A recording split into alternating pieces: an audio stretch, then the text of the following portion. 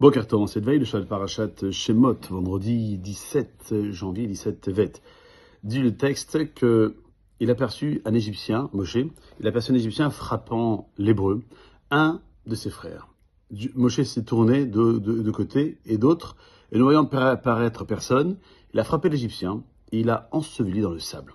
Étant sorti le jour suivant, il a remarqué deux Hébreux qui se querellaient, et il dit au coupable, pourquoi frappes-tu ton prochain? Dans le premier verset, Moshe se rend dans l'espace des esclaves. Le verset précise qu'il a vu un Hébreu, un de ses frères, se faire frapper par un Égyptien.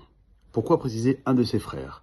Si c'est un Hébreu, c'est qu'il est un de ses frères, comme tous les Juifs. Surtout que dans le deuxième verset, qui évoque la deuxième sortie de Moshe vers l'espace des esclaves, là il a vu deux Juifs qui se querellaient, et ici le verset ne précise pas qu'il s'agissait de ses frères. Pourquoi cette distinction? On explique que le premier verset fait référence à un Égyptien qui avait dupé un Hébreu. Il avait envoyé plutôt le matin des travaux forcés. Ce dernier s'était alors installé dans le lit de cet Hébreu et avait une relation avec la femme de l'Hébreu qui est tombée enceinte de lui. Celle-ci, pensant qu'il s'agissait de son mari, l'Hébreu est rentré chez lui et il a croisé l'Égyptien. Il a compris qu'il s'était passé quelque chose de mal. Il interroge sa femme qui a avoué avoir été dupée par la présence de l'Égyptien. Ce Juif a pris sur lui les preuves et n'a fait aucun reproche à sa femme. Il n'est pas parti la blâmer pour quelque chose qu'elle ignorait. L'Égyptien va alors sentir que le mari nourrit une haine vis-à-vis de lui et a décidé de le maltraiter avec comme projet de le tuer dans un champ. Moshe a vu par vision ce qui s'était passé et il a vu aussi ce qui allait se passer dans ce projet de meurtre. Il a vu également que cet Hébreu était un tzaddik, ce qui n'est pas le cas de la majorité des Hébreux en Égypte. 1/5 de la population est morte en Égypte car ils étaient pervers. Aussi, ici le mot frère évoque le fait que Moshe a vu un de ses semblables.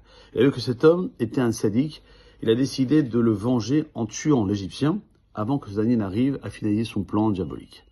Ce qui n'était pas le cas de Dathan et Aviram.